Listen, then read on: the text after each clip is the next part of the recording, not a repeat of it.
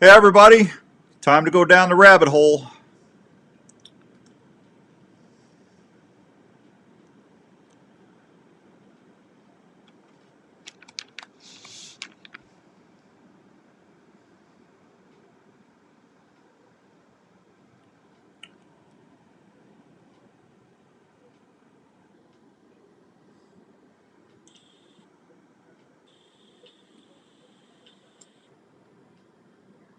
Alright, hey everybody, are you ready? It's time to go down the rabbit hole. It's time for another edition of the Unknown Files. We'll get back to regular programming after this special edition of the Unknown Files show. Hang on, we're getting ready to light it up.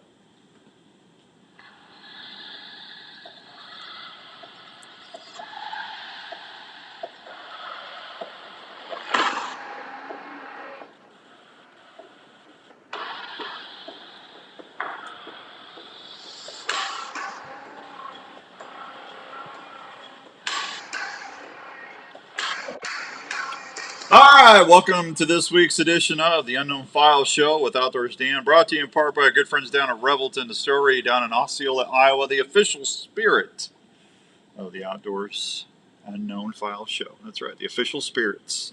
We got a good show for you tonight. This whole thing has been just a treat to do the last couple weeks. Thanks to everybody. Skippy, what's going on? Hank, how you doing? Everybody on Facebook Live. We normally just talk hunting and fishing and stuff on the Outdoor Call Radio app, but I love paranormal stuff and love a good ghost story, Bigfoot story, and stuff like that. And who doesn't like a good UFO story? So this is just as much fun for me to do this show as hopefully it is for you to listen. We're going to have a good show tonight. We're going to talk with a UFO expert with MUFON, and I'll let Mark explain what that is. I need to dial him up here real quick, and we'll get this thing going. So I got that going on. I got the phone on. One ringy dingy. Let's see what he's up to. Hey, Dan. Mark, how's it going, buddy? You're live on the Unknown Files show. Just give you a heads up. How's it doing? All right, man. I'm just plugging in here. You plug in and tell me when you're ready to go. I'm plugged in. I'm ready to go. You're plugged in, ready to go. You're busy tonight, and I appreciate you doing the show tonight because when we booked you a couple months ago, we didn't know that the Green Comet was going to be happening tonight. So we'll be... Yeah, but that's all right. Yeah, we'll be talking a little bit about the Green Comet and everything else going on. Mark, you are one of the chief video and photo analysts for MUFON. Is that correct? Yeah, that's I've been doing that since 2008. But I joined MUFON in 1971. Really? So yeah. So I was 11 when I joined MUFON, and was crazy fun to receive my my very first MUFON journal, which was mimeographed ditto pages that smelled of that purple ink. It's really that was the first thing that came in the mail for me ever, and it was just wonderful to see it. That's awesome. Can you tell everybody what MUFON stands for? Sure. MUFON is the Mutual UFO Network. Back when I first joined it, it was called the Midwest UFO Network, and then it became the Mutual UFO Network. Started by Walt Andrus, and then eventually went through various international directors. Dave McDonald is the current one, and I'll be seeing him actually in the beginning of March when I go to AlienCon for A&E. They're having me out there to speak at a panel and do a talk, so that'll be interesting. So it's a great family. MUFON's a good family, and they have their ups and downs. Let me tell you, they're on the right side of most things. I can tell you that, and they're doing a great job. That's awesome. What got you into UFOs? Well, when I was a kid, I had a field trip to a pond in Connecticut. I must have been in like 6th grade or something like that. And during this field trip, I remember getting on the bus with my little bag lunch and my shorts. It was like June. I sat down on the vinyl seat and made it squeak. Listen to the funny sound. Okay. We drive to this pond called Burr Pond, Burr, here in Torrington, Connecticut. Uh-huh. From Connecticut, right? I remember getting off the bus with my bag lunch, and the next thing I know, I'm getting on the bus with my bag lunch, uneaten. And I'm thinking, oh, why aren't we going to the pond? And I said that to like the kids sitting next to me. I said, when are we going to get to the pond? And of course, they weren't kind. They're like, you jerk, we've been there for a whole day. Dummy, stupid. I'm like, what? And I got home, and my mother said, why did you eat your lunch? And I said, I don't know. I wasn't hungry. I didn't know what had happened. And so I went out to play. She said, go out and play. I'll call you when dinner's ready. I go out and play in the empty lot next to my house. And I started getting dizzy, and I fell down and started having seizures and convulsions. And they had to call an ambulance and take me to the hospital. And I, to this day, don't know what happened. But I don't remember hours of time that had passed when I was at this pond, apparently. Really? So I began to research what that could be. And, I went through the whole, is it epilepsy? Is it that kind of thing? And no, I didn't have any epileptic, focus in my brain anywhere. They tested me, with lights and so forth, and they couldn't generate anything. So I got a clean bill of health for, epileptic seizures and catatonic seizures and things. So they said, well, whatever it was, it's not happening now. So that's great. And they shook their hands with my parents and said, okay, bring him home. But they did notice a bump on my forehead. And they said, oh, he must have had a concussion. That's why he was having seizures. In fact, the concussion was because when I was having the seizures, I fell into the empty lot near the house, and there was sand there, like hard-packed dirt. And I started banging my head on the ground uncontrollably. I couldn't stop it. It was a seizure. And so, of course, I embedded dirt in my head, and I got, dirt that had to be taken out. They had to remove it, and that was painful. But that made a bump on my head, and they said, oh, that's why, okay, he had a bump on his head. So they ascribed it to getting a bump on my head, which caused the seizures, when in fact, that was the result of something else that happened earlier in the day. I'm pretty convinced. So you think you had an encounter, huh? I can't say it wasn't, and I always, as a science guy, I always err on the side of the normal and mundane and the explainable. But having had multiple experiences that I cannot explain, I actually do a talk called "Where Does Science Go in the Face of the Unexplained?" Because you just don't know where it goes. Yeah. Some years later, I was living in another house exactly 5,280 feet from here. It's exactly 1 statute mile. It's kind of interesting. Driveway to driveway. Don't ask me why I measured it. I just did. And in that house, I had 3 nights of terror where something kept coming into the room. And on the third night, it wouldn't allow me to move. The other nights I could move a little bit. On the third night, I was totally frozen, and I could not even move my eyes. But this thing comes in and starts waving this. I look like a magician's wand glowing, a stick glowing under my nose. I couldn't look directly at it because I couldn't move my eyes to look at it. And then it did something else, like it was going up into my sinus, and that's the last thing I remember. But I woke up in the morning, and I literally, the pillow was concave and filled with my blood. So apparently, I put up quite a fight or something. And so from that point on, I couldn't breathe out of my left sinus. It was plugged for good. So it took 2 years before I actually decided I was going to go get it looked at by an ear nose and throat surgeon. And he looked up there and he goes, wow, that's something huge. I've never seen anything like this before.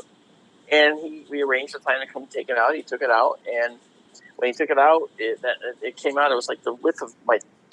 If you put your thumbs on top of each other, that's how fat it was. In your nose?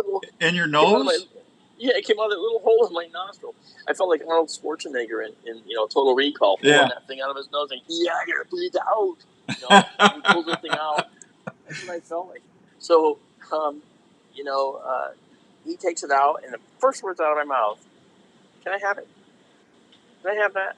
He goes, "Oh, no, I got to send it down to pathology." He goes, "I'm sure it's harmless, but I just want to have them check it out." And then I made the mistake of saying, "Well, can you have them check the center of it or near where it was growing?" Because, and he goes, "Why?" I go, "Just check to see if there's like an object in there." See, I was thinking ahead to like an implant type thing. Right. Actually feeling silly about it too as a science guy, because I've never had adequate proof that stuff exists. And so he says, "Yeah, we can check. Why?" And I said, "Well, I said I had this silly experience. I kind of made light of it." and told him about the 3 days of things that were going on. It was banging on the roof and waking me up. It was like a series of knocks. Knock, knock, knock, knock, knock, knock, knock, knock, knock. So a series of 3 knocks, 3 series, 3, 3, 3. So 9 knocks. And even my dogs were looking up at the knocking. And so forth. And Mark, forgive me. How old were you when this happened? Oh, this was probably about 15, 16 years ago. Okay, so how old? So you went from you went from elementary school to like in your like 20s or 30s when this happened? Yeah, actually, it was more like my 40s or so, mid 40s or so. Okay. When this happened, yeah, and I didn't know what it was, but I can tell you this: when he took it out, he said, "Call me in a week," and he says, "Well, first of all," I said, "Hey, I go, I don't know what this was," and he says, "Well," he goes, "I'm sure it wasn't aliens," because I told him about the story of something putting the thing up my nose. I said, "No, of course not. I'm just no way." That was just to placate him. Right. I wasn't sure. And he said, "Call me in a week. I'll let you know." All right. So a week later, I call. Say, "Hey, this is Mark D'Antonio. I was calling you." "Oh, no, hold on. Doctor has to talk to you." "Oh. What is it? Like my head's going to fall off? Is it like cancer of the entire head? What's the deal?" He gets on the phone. He says, "Mr. D'Antonio, I just want to let you know that it's probably benign. Nothing to worry about, okay?" I went, yeah, sure, but I thought I was going to get a report back from pathology. He goes, "Oh, I'm sure it's benign." And I said, "But where's the report?" And I heard like crickets. Yeah. And I'm like, "Oh, Dr. Lehman?" That was his name. He had Hartford Hospital in Connecticut. And he goes, "Well," and he goes like this. He says these exact words. He goes, "This has never happened in my practice before, but we sent it down to pathology, but they can't find it. But I'm sure it's benign. Don't worry about it." And I knew it in my head. I was like, "Yeah, okay, figures." I went, "Oh, okay, no problem. Great. Glad it's benign." I hung up.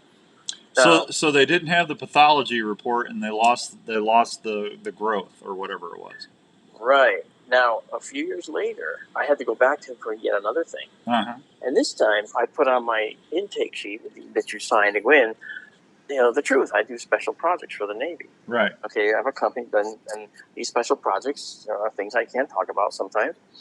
And he saw that, and he read the intake sheet coming in.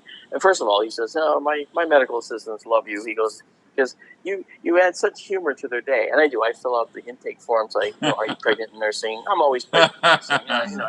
I always say those silliness stuff. And he's got a smile on his face. He says, "Hey, you do special projects for the Navy." And I told him some of the stuff that I do to the level I could mention it. And he comes over and he sits down on the exam table right next to me, like my friend on a cliff top looking over a lake or something, crosses his legs, and kind of leans back and says, he goes, "I just gave up my top secret clearance this year." What? The doctor had top secret clearance? Yes. And I said, "What were you doing? Were you like taking out like top secret nasal polyps or something?" And he laughed. "Oh, no. He goes, I wasn't always a surgeon." And he proceeded to tell me how he was involved in a project where they launched a nuclear weapon into space from the Pacific Ocean.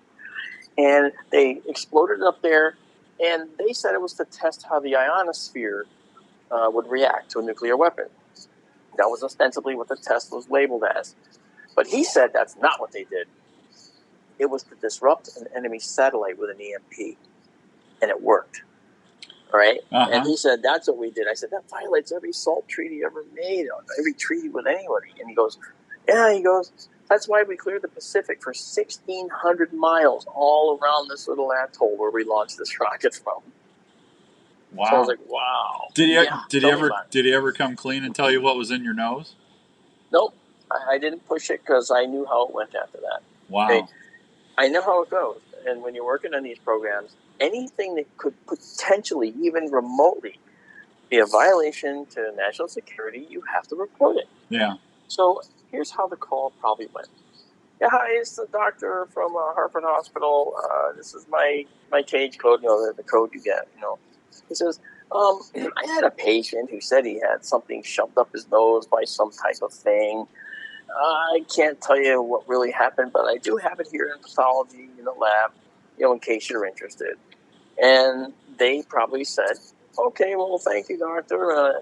Thank you very much. Okay, bye-bye. So now a week goes by, and of course, in potentially what they could have done was they came up and they grabbed it, and they went and took it back, and maybe there was nothing in it. Maybe it was just a medical thing. I don't know, but it didn't seem that way to me. But the doctor isn't lying when he says, "I have no idea where it is." He would pass a polygraph because it's true. He doesn't know where it is. Yeah, well, yeah, that's weird. Things usually don't disappear from a medical facility like that. No, and so he had plausible deniability, and that's, see, all this time I have been into extraterrestrial life in general, because at age 9, right, literally shortly after I had this missing time experience, I realized I'm going to be an astronomer. I am going to look and study the stars, because I think when I look at those stars, there's probably other planets out there, and there's probably beings looking back at us.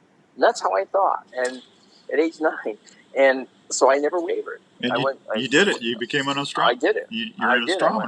An astronomer. Yeah, I went all the way through high school and college with a degree in astronomy and so forth, and so I got into other programs in computer science after that as well. So the bottom line was that I wanted to make a difference. And I started looking at the astronomical stuff I could do, and I realized, I'm really I'm sort of like my own guy. I've got to do my own thing. So that's why I started this digital observatory that we have called SkyTour Livestream on YouTube. And we stream. I'm in Connecticut, but my observatory is in the Arizona desert, and I run it from here. And I stream it to the world, and people come in from all over the world, Bulgaria, Brazil, Chile, and they're all watching. And we actually show them these astronomical objects that are just stunning, and I show them things that normally take minutes to hours to achieve, and we do it in just seconds, because we've got some special prototypical gear that we're using to do this. And the images are literally large observatory quality, as people say. So I'm pleased, So we're going to view the comet again tonight, when we're done. So that's the green comet that's coming, that everybody's talking about. Yeah, the green comet. That's right. Yeah, so we'll have Mark tell you before we get off the air tonight how you can get online and observe that. Make sure the kids see it, because those are really rare. When I was little, Halley's Comet came by, and I don't know if I'll make it. I don't know if I'll live long enough to see it again. But that was pretty. 76 years. Yeah, that was pretty cool when it happened. So.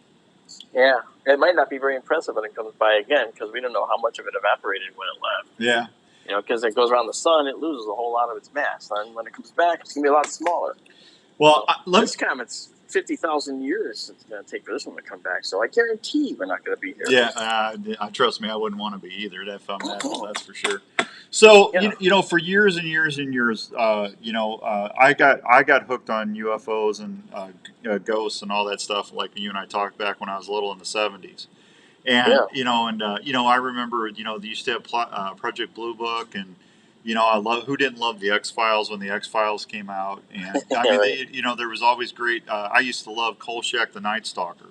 I remember that. Yeah, with a little camera. Yeah, that was one of my favorite shows growing up. But we were told for years and years and years that this was just not real. That it was misidentification, weather balloons, and stuff like that. And then, what was it? 3 years ago, they finally somehow, through the FOIA requests and stuff, they got naval photography now that's got the little tic tac. They don't call them UFOs anymore, Mark. What do they call them? It's a different acronym. Yeah, UAPs. And you can see why. Okay, UFO, you immediately think tinfoil hat. Right. Okay. Yeah. UAP. Ooh, new branding. What now? Tell everybody what that stands. What's that stand for? Unidentified aerial phenomena. Unidentified aerial phenomena. There you go. Hey, real quick, I need to say hi to Tony and Chris. Chris says Mountain Man is an alien. That's a friend of ours out in Pennsylvania. Robert, how's it going, buddy? Thanks for watching tonight, everybody. Appreciate you. What is that Tic Tac thing? What is it? Yeah, I analyzed all the data, all of the release footage, the Tic Tac, the gimbal, the Go Fast, and I wrote a white paper for the Mutual UFO Network about it. None of those objects give us enough information to tell us what they are. Okay, but the pilot testimonies are really important. And the weapons officer, the WEPS guy, he has information that he sees and that he relayed. The trouble is, what you see on the videos that were released are not the things that Dave Fravor was talking about. He was talking about additional incidents that these were like. Mm-hmm. So like the Tic Tac you see wasn't the Tic Tac he himself photographed. It was somebody else that did that. But it was like, as I understand it, he was doing that and seeing these things. Now, one of them that he saw went down to the water level. And he watched it go down to the water level, and then another one was coming up from under the water. Sort of meet it, like what I don't know, like a meeting at sea or something. Who knows? So he said that there was things going on underwater as well. Now that's interesting to me. Yeah. Because many decades ago, I was doing special projects for the Navy, and they said, "Would you like to go out on a sub?" Well, hey, before you get into that, let me take a real quick break, because folks, you're going to want to hang around for this, because Mark actually told me the story when I first got a hold of him, and it's gonna blow your mind. So, Mark, do me a favor, hang on real quick. Everybody, stay cool. Yeah. I'm going to take a real short break, and when we come back, we're gonna let Mark tell a story that's really going to get your curiosity up. We'll be right back on the Unknown Files Show on the Outdoor Call Radio Network. Whether it's camping, hunting, or fishing, you want your camping setup to be easy and your stay as comfortable as possible. Camprite has been helping folks enjoy the outdoors as problem-free as possible since 1999. Camprite employees are outdoor enthusiasts. This is going to get really good. Don't go anywhere. Hey, Donovan, how's it going, buddy? This will blow your mind. Donovan, you need to listen to this. You were in the Navy. This is pretty cool. Off-the-ground sleep shelter combines the comfort of a standard sleeping cot with the added protection of a tent. Camprite features several models of tent cot units, including single and double units. They also specialize in sleeping bags, camping tables, cooking prep units, chairs, and other fine quality outdoor products. With over 17 years of field testing great outdoor gear products, Camprite is the right choice to make adventures not only comfortable, but also carefree. Check out all these Camprite products at your local Sportsman's Warehouse or anytime on the web at camprite.com. That's camprite with a K.com. You're heading out on your morning hunt well before sunrise, so you can stay undetected from that giant you've been chasing all season. Wouldn't it be nice to know exactly where your stand or blind location is without letting anyone know where that you're is at cool, Rick. in? Have you ever heard of Onyx? Onyx is one of the most important pieces of hunting gear that you can use and always have with you. The Onyx Hunt app allows you not only to get from your truck to your hunting spots, it also allows you to mark and save your parking spots, scrapes, food plots, rub lines, or some possible next stand locations. The Onyx Hunt app is also a great way to see your property and know where you stand. Onyx is a mobile app that you can take anywhere. It's recognized by game wardens all around the country as a valuable hunting tool. So, if you want to always know where you are and have the ability to save information that will help you be a better hunter, go download the Onyx Hunt app at your app store today. Heading on your next adventure and looking for some snacks to take? Why not pack a snack that tastes great, gives you protein, and is easy to pack? Have you heard of Soldier Boy beef jerky? Soldier Boy jerky is slow smoked in small batches. Last one, guys. Generous, tender morsels that taste outstanding. Soldier Boy beef jerky offers the following flavors: sweet heat, original, maple, or pepper flavors that will satisfy you all day in the field.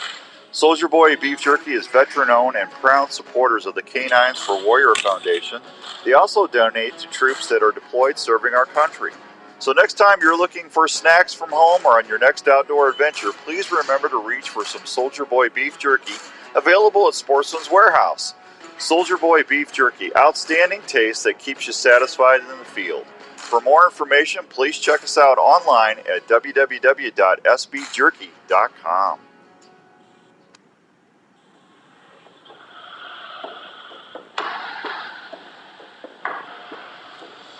All right, welcome back to the Unknown Files. I've got my friend, Mr. Mark Dio. Mark, say that name one more time for me. D'Antonio. I don't know why I always want to throw that I in there. D'Antonio. I'm sorry. Yeah, it actually is a apostrophe capital A. But you know what? Try doing a bank account with that. Try, people forget they put a space, not an apostrophe.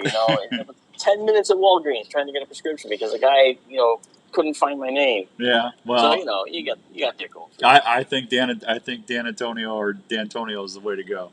So I think so. so you were a model maker for the U.S. Navy and doing like subs and stuff, models for subs and ships. Yeah, I started my own company because I wanted to do visual effects, and I've worked with legendary greats like Douglas Trumbull, who unfortunately passed on just last year, and other folks in the industry. And so I was working on movies and TV shows and stuff. But the real work was in the arena with the Navy, where there were things coming down the pike that wouldn't be seen for 30 years.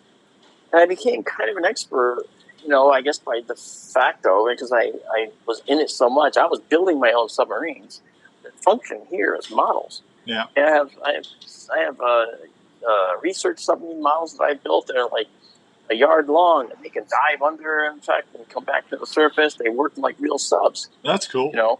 Yeah, and they're radio control things, but the bottom line is that's how this whole business started. Then the Navy saw, hey, this guy knows something about subs. And they called and said, hey, would you like to work for a defense contractor? I said, I guess.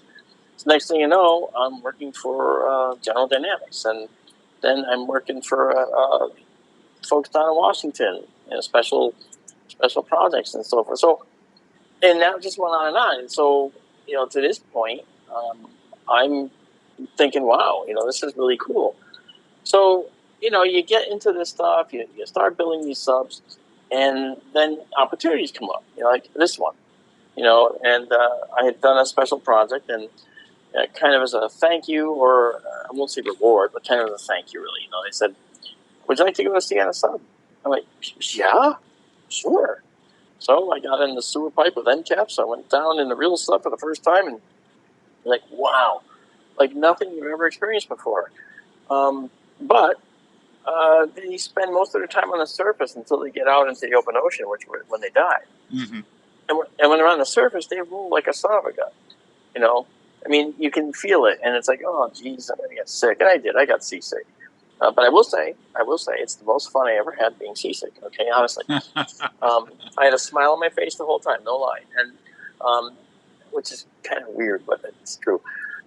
So I ended up trying to get rid of my seasickness by sitting next to the sonar guy, who was actually the sonar tech, who was working on the sonars and making sure he knew where we were and all that stuff.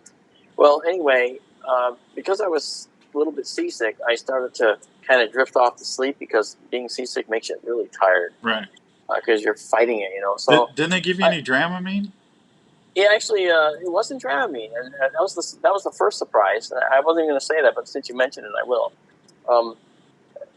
They put the kid. This is decades ago now. This kid pulls out this little round patch and he says, "Well, we're trying this now. This is an experimental thing." And he puts it on my neck. I got you. And it was a scopolamine patch. Right. And, right. I had no idea. It turns out that the Navy had them well before the public, and then he started using them. Wow. So I started to feel a little better. It actually did control me in the ways that Dramamine couldn't. Dramamine makes you feel tired and kind of lethargic. Yeah. They don't want you tired and lethargic on a submarine where almost every step can kill you if you fall. Right. Okay.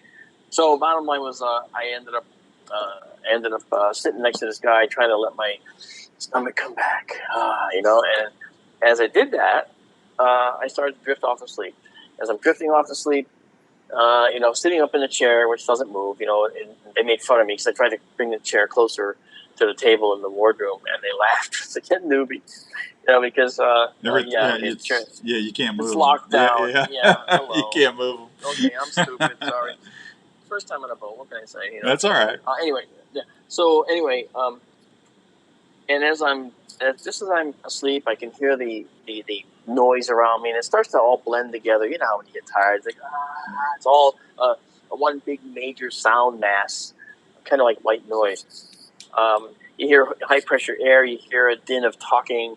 You hear occasional, radio announcements, to the crew. All of a sudden, I hear the kid next to me. He goes, con sonar, fast mover. I'm like, I jolt awake. I'm thinking, I heard fast mover. Oh no, is that a torpedo? Am I going to die out here? Why did they say I wanted to go? And the executive officer just sort of comes around the corner and says, "What do you got?" And he's not even upset. He's like, "What? I'm thinking torpedo, dude." It's Right. like, Yeah. and the kid goes, "No, this is the North Atlantic." And the kid goes, "Well," and he tells him the bearing and the range because he asked him the bearing and range, and he's facing away from me, looking up at the XO, who's standing looking down at him. So I can't hear everything the kid's saying because it's noisy in the sub. And so he tells him the bearing and the range, which I did not hear because that's just normal data. Okay. But then he says, "Well, how fast is it going?" And the kid does a calculation, however, or he already knew it, I don't know. And he was incredulous. Now, the sonar guy has to know what every sound is. They have to classify every sound. Right. They can't have an unknown. If it's a whale fart, you call it a whale fart, right? Right. I mean, Right. Yeah.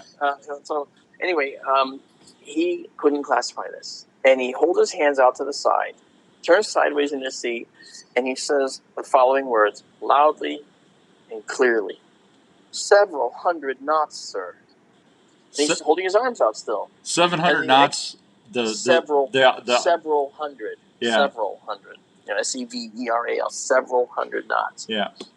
Now, he's holding his arms. He doesn't know what to do. His arms are still outstretched, he's like a puppet, marionette.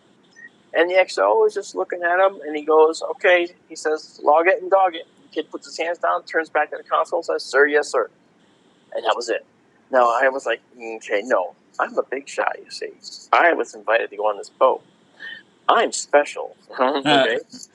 You can see this is leading somewhere. Yeah, yeah. So I get up, and me, Mr. Big Shot, I walk over to the XO. "XO, I'm familiar with these fast movers. Is there something I can help you with?" He looks at me, squints at me, and goes, "D'Antonio, right?" I go, "Yes, sir, that's right." He goes, "Are you having a good trip, sir?" I said, "I am indeed." He says, "Let's keep it that way." And he turns and walks away. Yeah. So but I want everybody listening to understand. A knot is like it's a reference of speed, like per miles per hour. But it's a way that water vessels are going.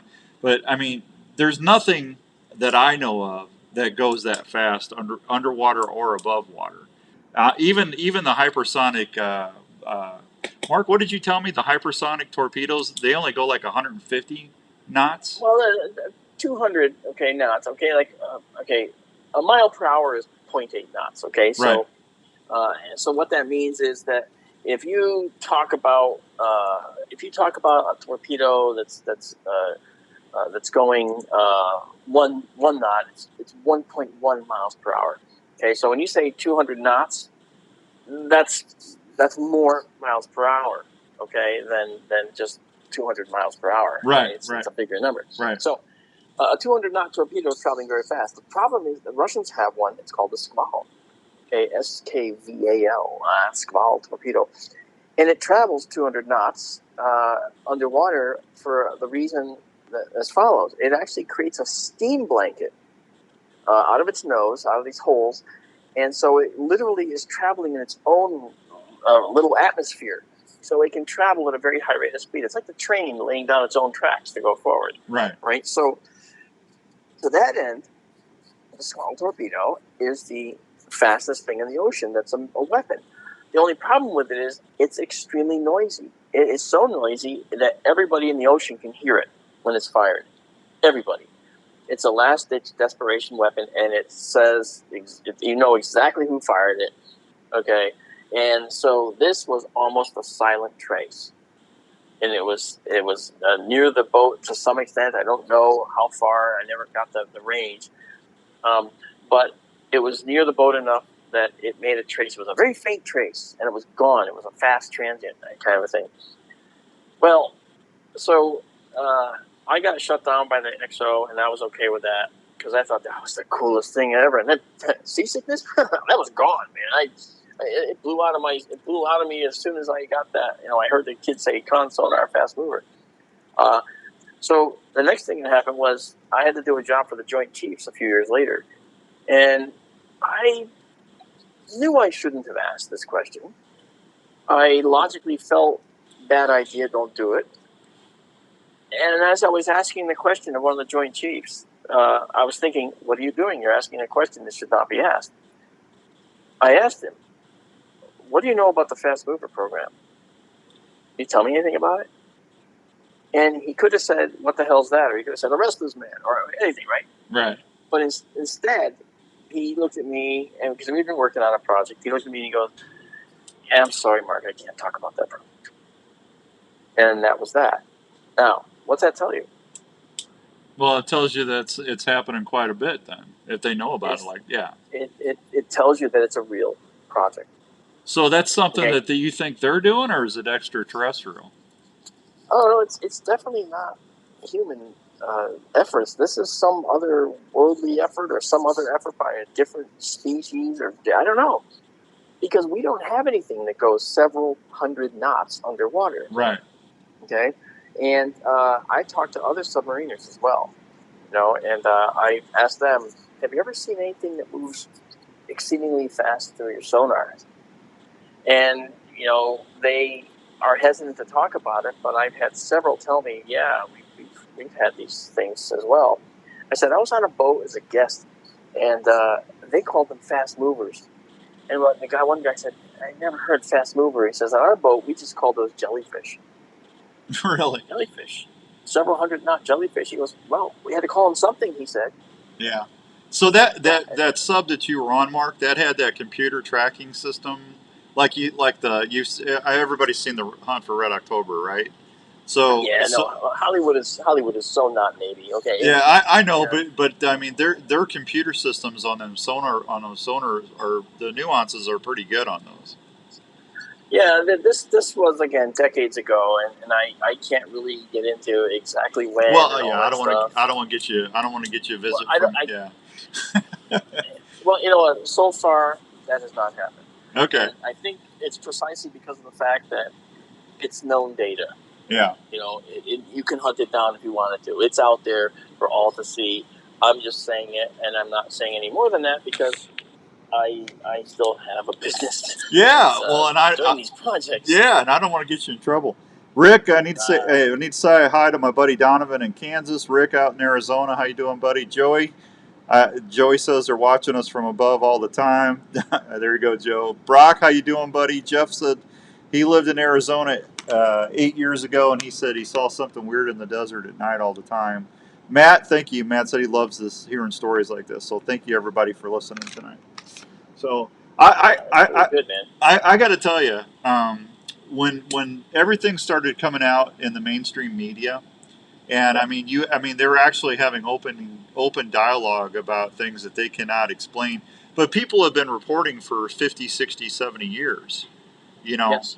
So I mean that's to me it's pretty cool that at least you keep, like I've had a couple people on talking about Bigfoot, and I've got some of the listeners, oh, these guys are crazy and blah blah blah. And, I've got a more of an open mind from talking to some biologists and stuff, but I mean, Mark, a lot of the on UAPs or UFO stuff, I mean, that's tangible documentation. I mean, there's commercial airliners that have reported this stuff, and I mean, there's a whole gamut of things that are actually docufied, and we got video. I mean, that weapon system, that Tic Tac, I mean, that's a FLIR. That's a real FLIR image. I mean, that's not something made up.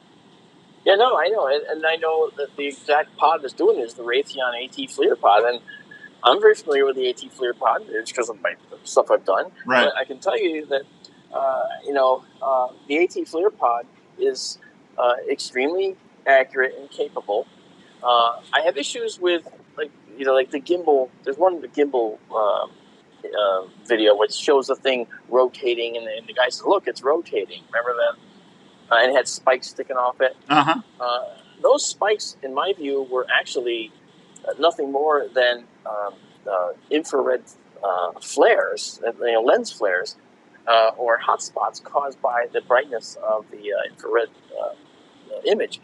And when it was rotating, it actually wasn't the object rotating in that particular case. This was in my white paper. It was actually a filter on the AT FLIR sensor that was rotating. And the reason you know that is because every time it rotated a discrete amount of degrees, the entire cloud bank jumped a little bit, telling you it was inside the pod that was causing that rotation. As it rotated, the whole cloud bank jumped, just a tiny bit, every time it did that. And that told me, oh, that's actually the AT FLIR sensor. It has nothing to do with the actual object doing what it's doing. So in that particular case, I was kind of disappointed, but still, it was, again, it's just one release of many to come, I'm sure. Yeah. You know? Yeah. Hey, Melissa, good to see you. Melissa says she's seen some stuff in Iowa, and she really believes in this stuff. 8 years ago, yeah, she said she's into this. So thanks, Melissa. We appreciate. Melissa's my hero, man. This lady's an outdoor fanatic. I couldn't keep up with her if I had a mule behind me, man. I'm telling you, Well, you know what? she's a go-getter. You had. Go ahead. I was gonna say you had one person who said they were watching us from above. Yeah. That kind of thing. Yep. Actually, I have a different outlook on that. I don't think they're watching us from above. I think they're watching us from below.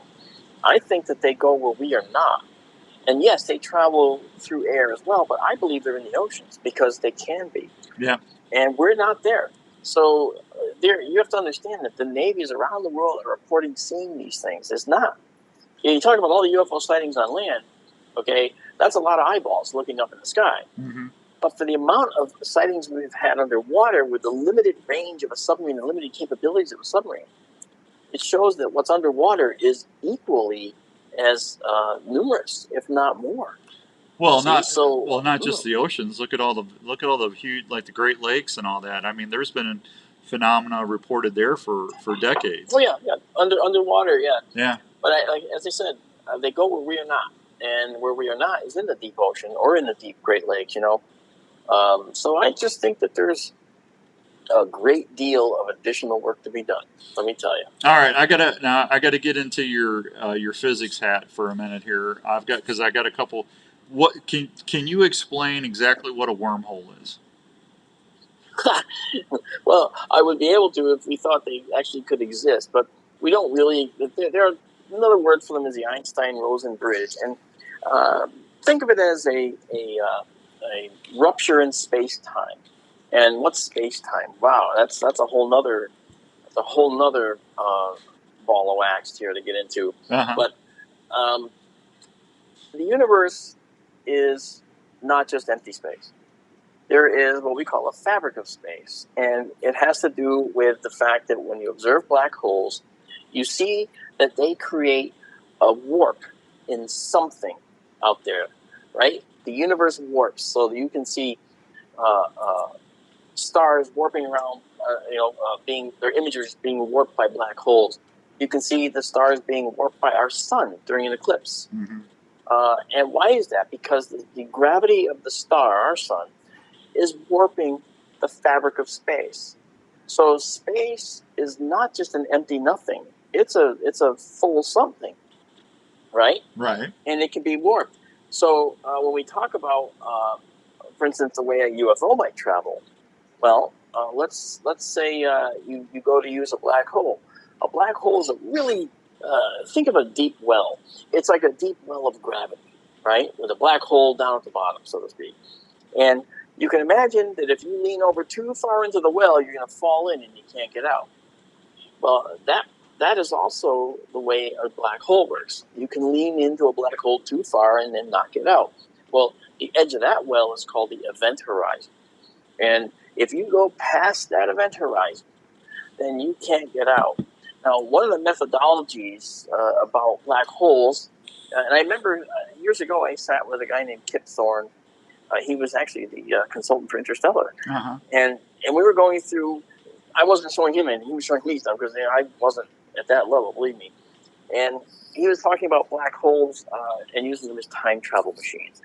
And he said that if black holes exist, then maybe the white hole exists. The complementary side is the reverse evolution of a black hole, where material is spewing out and the black hole material is spewing in and it comes out of a complementary white hole. And he thought, well, if that's the case, then technically we could be going in, just crossing the event horizon of a black hole and seeing ourselves coming out of the white hole before we actually enter the black hole. It was a weird combination of things. And just to show you how well black holes are understood, he sent Stephen Hawking a memo about this. And And Hawking responded with, "That's not possible, Kip. I don't believe it is. And let me write you a paper about that." And he did. He wrote a rebuttal to Kip Thorne's approach and saying, "No, you can't use them as time travel. They can't do that kind of thing." And Kip Thorne had written him one saying, "Yes, you can. Here's how it works." Well, they swapped papers. Thorne read Hawking's paper. Hawking read Thorne's paper. And Hawking said, "Oh, you know what, Kip, you're right. It can work." And when Thorne read Hawking's paper, he said, "No, actually, Stephen, you're right. It doesn't work." Oh, so they switched sides. So even the most brilliant minds on the planet can't agree on how black holes truly can operate. So the concept of wormhole for travel is the whole problem is stability. You can't get a wormhole to be stable. We don't even know that they exist. We've never seen one. Right. We've never postulated one can exist. But there are ways to travel through space. To travel, I should say, not through space necessarily, without wormholes. And that manner would be to use the techniques that, I've been talking about this around the country. It's a process where a UFO would generate a certain kind of particle called a Kaluza-Klein particle. And that particle would be a very, very high strength graviton, kind of like the ones that are holding you down to the ground now, but 10 to the 16th times more powerful. And when they make these tiny particles, those tiny particles also generate micro black holes. And those Kaluza-Klein particles live in a fifth dimension. And if you generate these particles around your ship is going to automatically be subsumed into this fifth dimension. And the thing about the fifth dimension, not the X, Y, and Z moving through time that we're familiar with, the corner to corner on the notebook paper if it's flat, okay, but something above the paper, okay. The thing about that dimension is that all the distances in this particular theoretical model will be much, much shorter. And for you, time will slow down. So what does that mean? Anyway, what's the practical upshot of that? It means that you can go into this fifth dimension with your ship, surrounded by these Kaluza-Klein gravitons. And from there, you can literally punch in anywhere else in the universe you like, within reason. Depending on how far you go in, the universe is contracted all the more. So you can imagine how you could leave and punch out of our four dimensions, go into the fifth, and then come back in at a point near Alpha Centauri. And the time it would take to do that might be, say, 20 minutes. Wow. Okay. Now, certainly that kind of technique makes you an intergalactic species. You can go star to star, spiral arm to spiral arm. You could travel around if you had that technology. Isn't it interesting that CERN is right now investigating Kaluza-Klein particles? You should look it up, and you'll see that CERN, the Large Hadron Collider, they're building another one now to investigate these KK particles as well. And the thing is, they offer a potential for being able to take us places we've never dreamed. Warping of space is a great idea. Wormholes are kind of a cool idea. But that all happens on the notebook paper, from corner to corner. It doesn't allow us to leave that notebook paper and just take our pencil, pick it up, and put it down in another spot directly. We'd have to draw a line across the paper to get to the next spot with all those other processes. With the Alcubierre drive, we'd have to draw a line. It'd be a short line, but it'd be a line through space. With the warp drive, we would have to do that. And with other processes, we'd still have to traverse the paper with a line that we draw. But with this one, we'd pick up our pencil and then just put it down somewhere else. You don't traverse the intervening space because it's not there. Yeah. Well, that's weird. That's crazy. Rick says ocean in Antarctica is his theory. That's where most of the he said that's where they're probably hanging out there. And then Matt wanted to say, is this the reason for not addressing this over the years? Is because they don't understand this, or is they don't want to scare everyone? I think, honestly, I'm certain it's because they don't understand it. Yeah, that's crazy. Okay, the Navy has done this. Okay, the Navy has done this stuff for years. Mm-hmm. They've been, again, remember the thing I told you about happened decades ago. That's plural. not just a decade, decades. Right. Okay, and it was happening then. And it was only until just a couple of years ago that the Nimitz incident comes out, and now we hear there's more of it, and now the Navy pilots are reporting it. Wait a minute, really? Yeah. So, and now that everybody's talking about it, it's no longer taboo. Pilots are talking about it. Yeah. Airline pilots. My friend Ben Hansen did a whole story on his UFO Witness show about pilots seeing things like this. All right, and honestly, I think that it's a kind of a whole new world of disclosure now, and the Navy's starting to play ball because they know they can't keep a lid on this forever. Yeah. You know? Hey, Mark, we got about 11 minutes left, so I'm going to try to ask you a couple of things real quick, and then we want to talk about that green comet before you get out of here. Sure. Do you know anything? I was doing some research for the show, and I came up with something, Operation High Jump. Do you know anything about that? I do not know about high jump. Okay. That is... I mean, go ahead. If you tell me what it is, I'll probably remember more details about it. Supposedly, there was something that happened during World War II in the Antarctic that they repelled or got attacked with alien technology. And that's the one. Okay, I remember that. Yeah, and that was the code name, Operation High Jump. I do remember that now. Yeah, and that I can't tell you whether that really happened or not. My guess is that we have to be really careful with things like that because we don't know whether, over the years, embellished stories become, embellished facts, and then those facts become, mythology that ends up in our popular culture, right? Yeah. So don't know that. That's like the Roswell crash. Did it really happen? Or was it a top secret aircraft that crashed and it got conflated over the years into a UFO? I don't think so, but it could have. And we can't, as science folks, say that might not have happened. We have to be really cognizant of the fact that humans tend to embellish things. No, I get it. Or they see something and they retain it wrong in their people look at Antarctica on Google Earth, the absolutely worst tool to use for studying the planet because there's so much missing data that they're going to see holes in Antarctica. Yeah. And they're going to say, look, there's a hole in Antarctica. No, actually, that's where data's missing. Or that's where the map is all coming together, where the stitched images are coming together. So you're going to see triangular holes. You'll see those actually on the moon, too, with some of the Lunar Reconnaissance Orbiter footage. You'll see gaps in the footage. And, honestly, we have to be really careful about that. If you think you see a hole in Antarctica, find different sources. Yeah. Every square inch of Antarctica has been mapped, not just by the Google Earth satellite, okay? It's been mapped by Landsat. It's been mapped by all these other, OrbView satellites. It's been mapped by many Earth-based satellites that you can use to get that information and see whether there's really a hole there or not. And I don't like it when people just say, I used Google Earth to find out that there's a hole in Antarctica. And then they say, well, what about Landsat? Did you consult Landsat?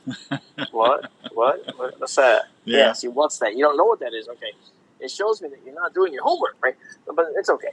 And Landsat may not have, I use Landsat as an example. There's many Earth-based satellites that have covered Antarctica. Landsat was mostly a vegetation. I don't know if they did Antarctica at all. But that's all right. I've ordered Landsat imagery in the past to have big images. Rick said he thinks the government are more likely a secret agency is colluding with extraterrestrials. I hear that a lot, actually. We do. We hear that a lot. And I think that most governments in the world would love to. Yeah. If that was the case, most, and they could, they would. We would. Yeah. There's no doubt in the world that we would. Yeah. All right. Real quick on MUFON. If someone is listening to us tonight and they see everybody's always got a camera with them now because of cell phones. They do. Yeah. So if you see something and you don't know what it is, if someone wants somebody to look at it or report it, how do they do that with MUFON? Well, they could go to MUFON.com, MUFON.com, and report a sighting. And if it's a sighting within their state where MUFON will assign the field investigator for that state, and there'll be a state director, those investigators will call you and talk to you about it. And if the case is a case that's really intriguing, then they're going to call me. And so I'll check it out. Okay. And, I just did one today, actually. So there's a lot of cases out there. What are contrails, and why do people freak out on them? Contrails are obviously, by the definition, the exhaust from planes. That's Like an airplane, like a jet, right? Yeah, it's Right. the warm water vapor exhaust from jets. And people say that contrails don't persist. Well, they absolutely do. And I've watched contrails like they're like a dash of white in the sky, then it goes away. Then there's another dash of white in the sky, then they go away. What that's showing you is that's the point where you see the contrail where the air layer has bumps in it, and the contrail, the aircraft's going through that. I feel bad for the people on the plane because they're going through turbulence. Right. Okay, because the air is either more dense or less dense, probably more, and so the air they're getting bounced around a little bit, and so you'll see contrails there. But when the air is crisp and clear, you won't see those contrails the same way. When it's warmer, you'll get the contrails, and when the plane goes up to a much higher altitude, usually about 32,000 feet or so, then you'll see contrails more persistently. Now, the thing about upper level contrails is that when that happens, they're going to stick around for a while if the air conditions, if the weather conditions permit it. So a single contrail can become this gigantic blanket covering, a fifth of the sky. And people say that's chemtrails.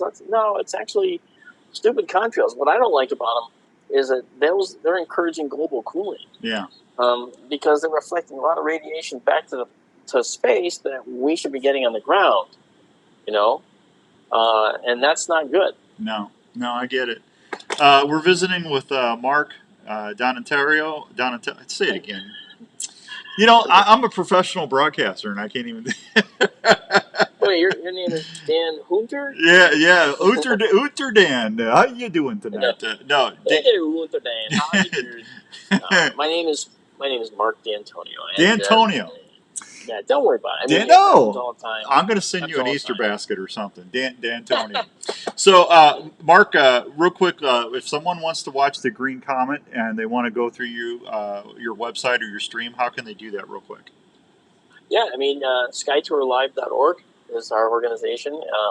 We're a 501c3 startup, and there you can go to SkyTour Livestream on YouTube, or you can go to our Patreon and contribute to us, be part of us. And you have to check out our channel on YouTube. It's SkyTour Livestream. Okay, SkyTour, one word, Livestream, one word.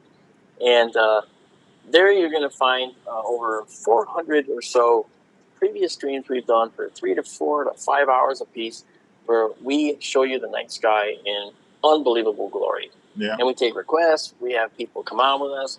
It's really, really good. And, and I know I'm saying it myself, so, hey, that seems self-serving. I get it. But the fact is, no one is doing this. No, listen, I've looked on YouTube and just no one there. That's good. So, Mark D'Antonio, go check him out, and we're going to have you back on again if we can do that. Can we do that? Sure, Dan. Oh yeah. Yeah, we'll get a hold of you and let me know if you got any events going on in the Midwest or whatever, or someone, because I'll pass the information along and we'll get some people out there to listen to you.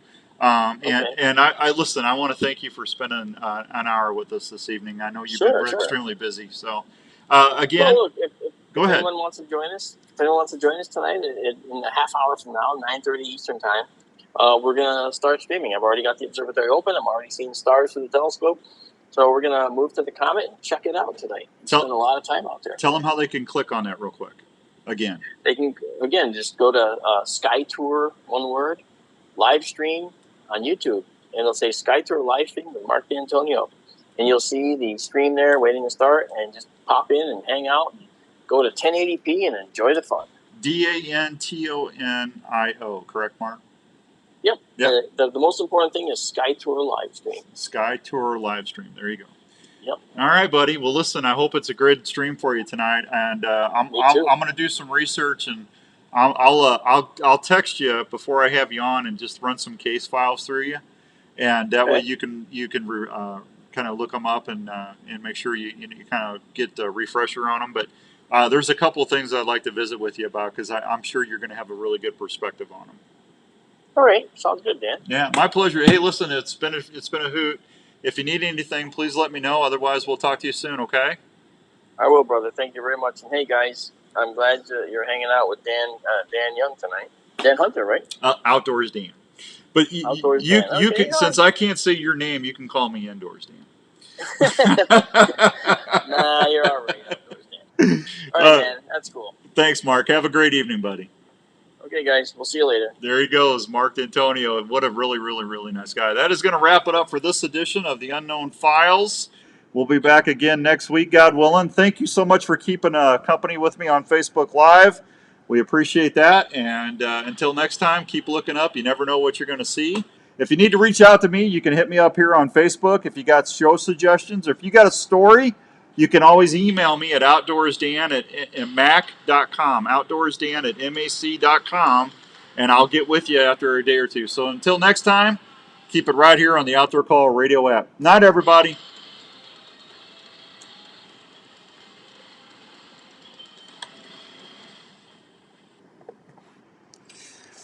All right, everybody. Thank you so much. I appreciate you. That was a good show. I hope you enjoyed it. I love doing this show. It's something new I haven't done in 25 years of broadcasting, and I'm getting to meet some great people and hear some fascinating stories. So please tell your friends and family if they like this kind of stuff. I would appreciate that. Tell them about the Outdoor Call radio app. And I'll see you guys next time on Saturday on the Saturday morning show. Have a wonderful evening. Thank you, everybody. Good night.